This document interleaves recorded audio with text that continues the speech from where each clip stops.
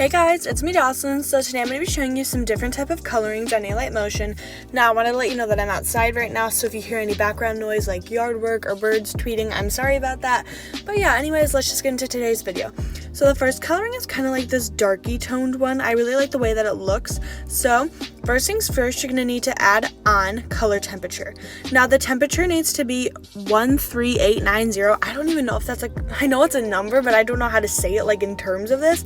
So just make sure that it's set to that and keep your strength at 100%. So add on color temperature, go to temperature, and then turn it to 13890K.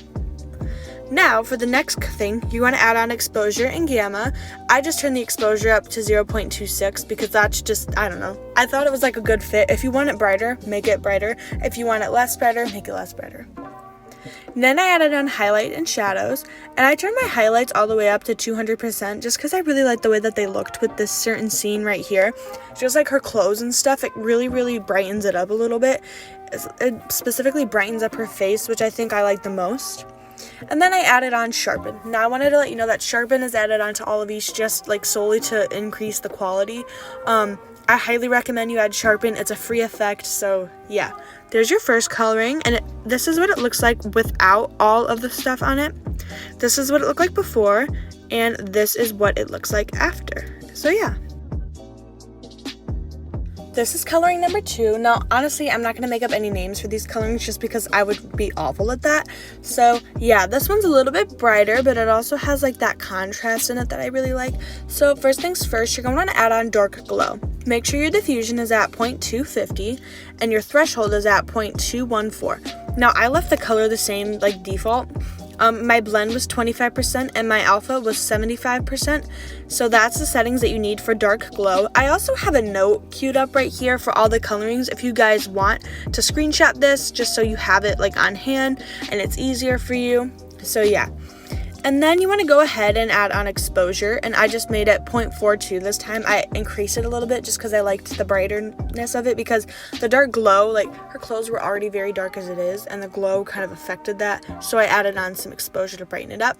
And then I just added on sharpen 1.21. Yeah, that's coloring number 2.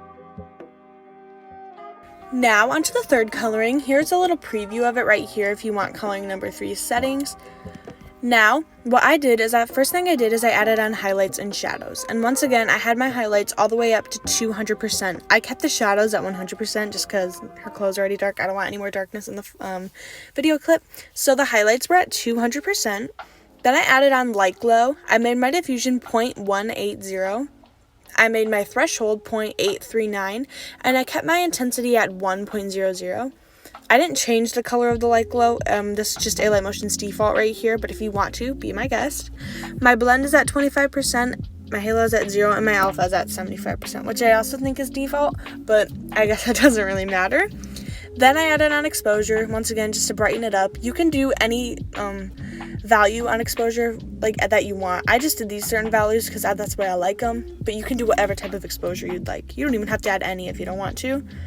Then I added on spectral map, and the most important part about this, is that the alpha is at 10.10.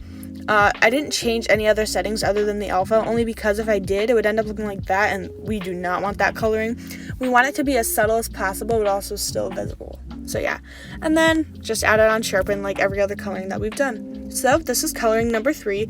I really like this coloring because I haven't seen it done a ton. The only time I've ever seen spectral maps used in like simple edits is when they're doing a reverse. So I definitely think this would be a super cool coloring.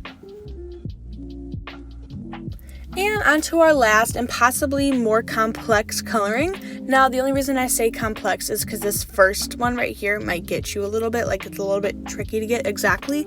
So I added on the hot color effect, and I moved it right here to about this point right here. Now, I don't think it actually needs to be exact to be the exact color. You could do any other color in this like little rainbow wheel that you want. But I just did this because I like the look of the blue a little bit.